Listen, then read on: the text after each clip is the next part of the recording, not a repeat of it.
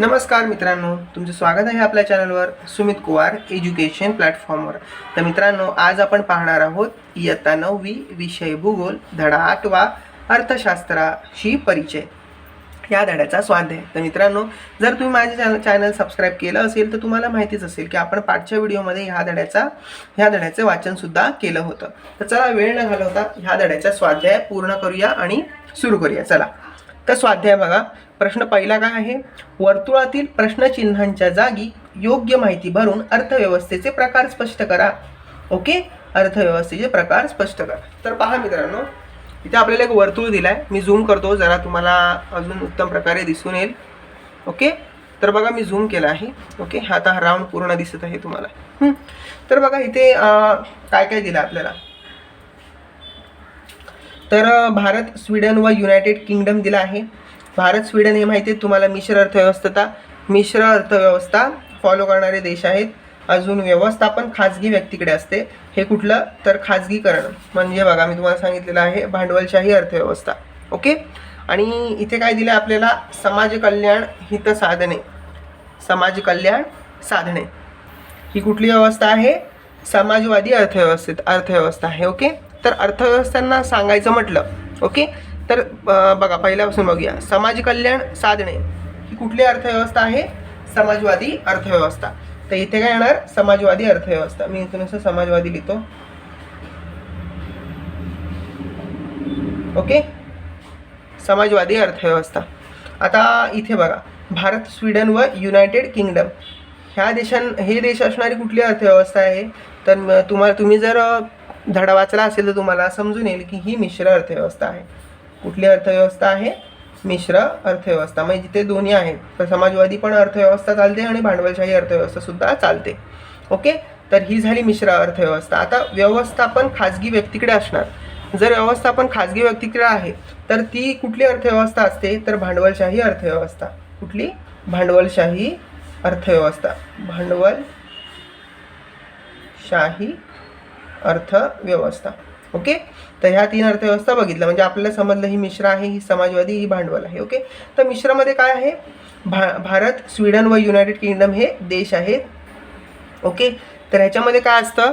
तर व्यवस्थापन खाजगी व्यक्तीकडे आणि सरकारकडे असतं.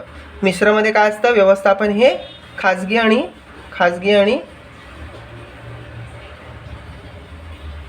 आणि सरकार दोघांकडे असतं. ओके, कंट्रोल दोघं पण चालवतात. आणि आता समाजवादी अर्थव्यवस्थेमध्ये कुठले देश आहेत मित्रांनो?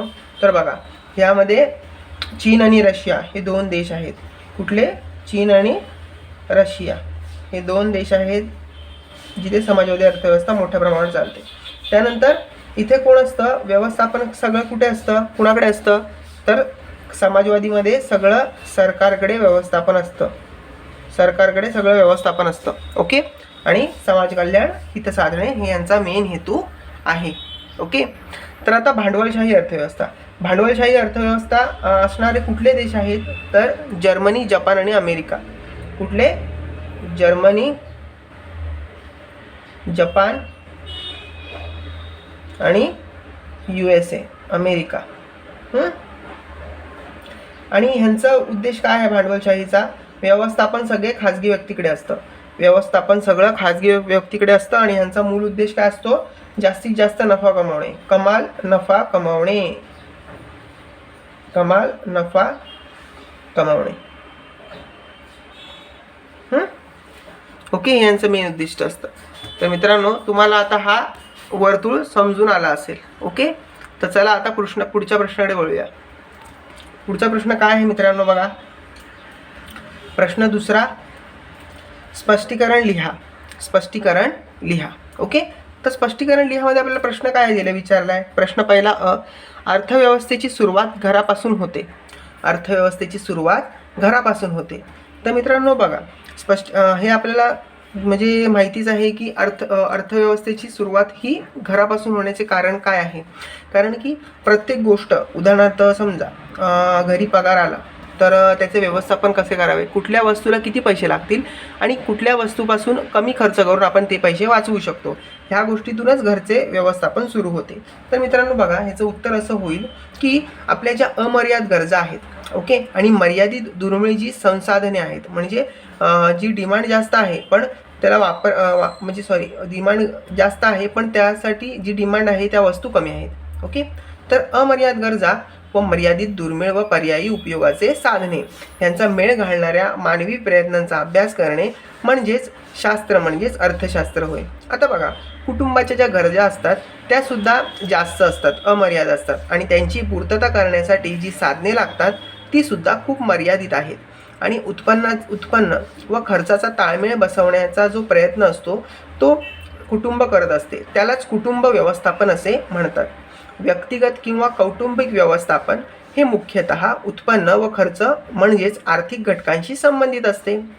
आणि म्हणूनच कौटुंबिक व्यवस्थापन व अर्थशास्त्र यात बरेचसे साम्य आहे. यातूनच अर्थशास्त्राचा जन्म झाला.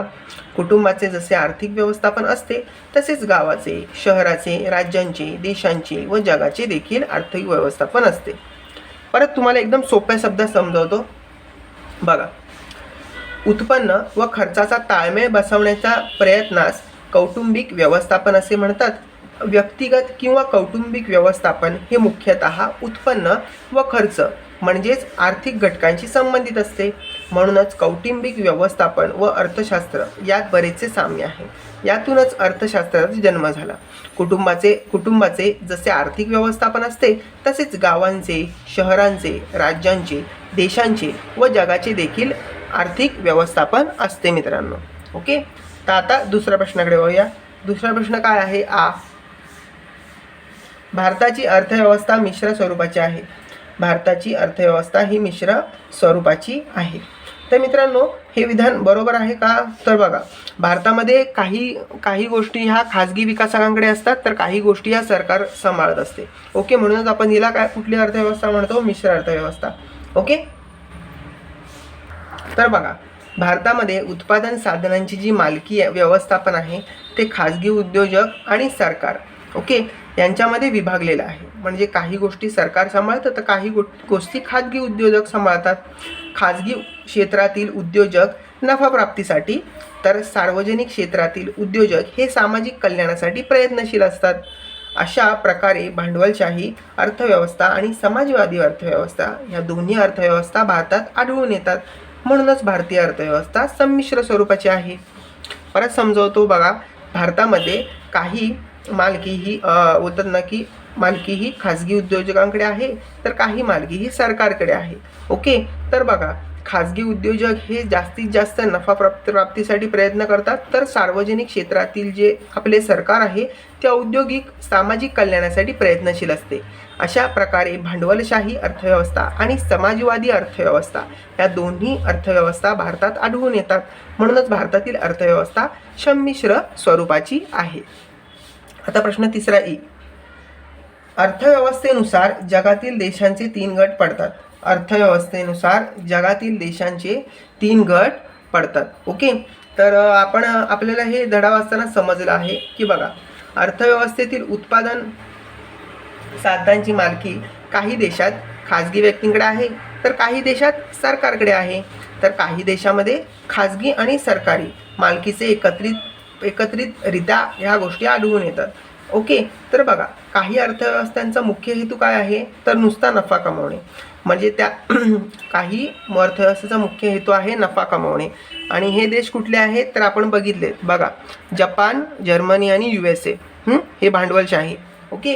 आणि काही अर्थव्यवस्था आहे त्यांचा उद्देश काय आहे? सामाजिक कल्याण साधणे हा त्यांचा उद्देश आहे.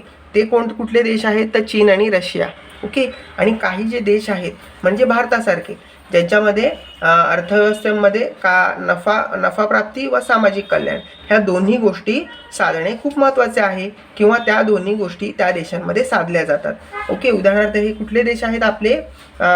भारत, ओके, आणि UK. तर अर्थव्यवस्थेचा स्वरूपानुसारच त्यांची भांडवलशाही अर्थव्यवस्था आणि समाजवादी अर्थव्यवस्था आणि मिश्र अर्थव्यवस्था असे 3 प्रकार पडतात. त्यामुळेच अर्थव्यवस्थेनुसार जगातील देशांचे देखील 3 प्रकार पडतात. तर समजलं मित्रांनो 3 प्रकार कसे पडले. तर चला आता आपण पुढच्या प्रश्नाकडे वळूया. प्रश्न तिसरा, खालील प्रश्नांची एका वाक्यात उत्तरे लिहा. खालील प्रश्नांची एका वाक्यात उत्तरे लिहा. प्रश्न पहिला अ, व्यक्तिगत किंवा कौटुंबिक व्यवस्थापन कोणत्या आर्थिक घटकांशी संबंधित असते? ओके, तर बघा, व्यक्तिगत किंवा कौटुंबिक व्यवस्थापन हे उत्पन्न आणि खर्च या आर्थिक घटकांशी संबंधित असते. कुठल्या घटकांशी? उत्पन्न आणि खर्च या आर्थिक घटकांशी संबंधित असते. प्रश्न दुसरा, अर्थशास्त्र ही संज्ञा कोणत्या ग्रीक शब्दातून बनली आहे? अर्थशास्त्र ही संज्ञा कोणत्या ग्रीक शब्दापासून बनलेली आहे? तर ओइकोनोमिया या शब्दापासून बनली आहे. ओइकोनोमिया या ग्रीक शब्दापासून बनलेली आहे. प्रश्न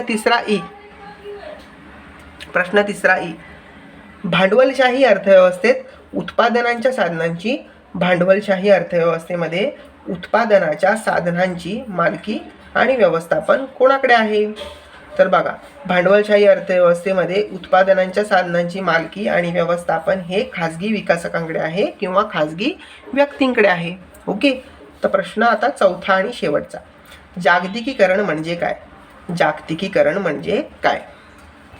तर बघा, देशाच्या अर्थव्यवस्थेला जागतिक अर्थव्यवस्थेशी एकरूप करणे. देशाची जी अर्थव्यवस्था आहे तिला जागतिक अर्थव्यवस्थेशी एकरूप करणे म्हणजेच जागतिकीकरण होय. तर मित्रांनो, आपण ह्या धड्याचा स्वाध्यायसुद्धा पाहून घेतला आहे. तर या धड्याचा स्वाध्याय तुम्हाला कसा वाटला मला कमेंट्समध्ये नक्की लिहून पाठवा. तुम्ही चॅनलवर नवीन असाल तर चॅनल लाईक, शेअर आणि सबस्क्राईब करायला जरूर विसरू नका. बाजूची बेल आयकॉन दाबा जेणेकरून येणारे सगळे नवीन व्हिडिओंची लिंक्स तुम्हाला सर्वप्रथम पाहायला मिळेल. तर मित्रांनो, व्हिडिओ पूर्ण पाहिल्याबद्दल धन्यवाद. भेटूयाच असे नवीन धडे आणि त्यांचे स्वाध्याय घेऊन आपल्या यूट्यूब चॅनलवर. तोपर्यंत बाय बाय. काळजी घ्या आपली.